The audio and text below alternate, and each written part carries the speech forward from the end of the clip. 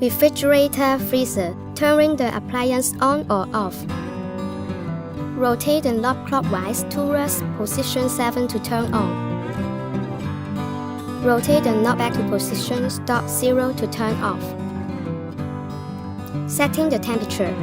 Position 7 is the lowest temperature, position 1 is the highest temperature. Defrosting a conventional freezer.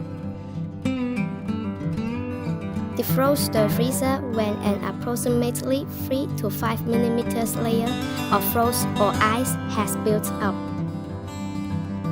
Remove all the food from the freezer before the defrosting process. Rotate the knob to position stop 0 to defrost the freezer.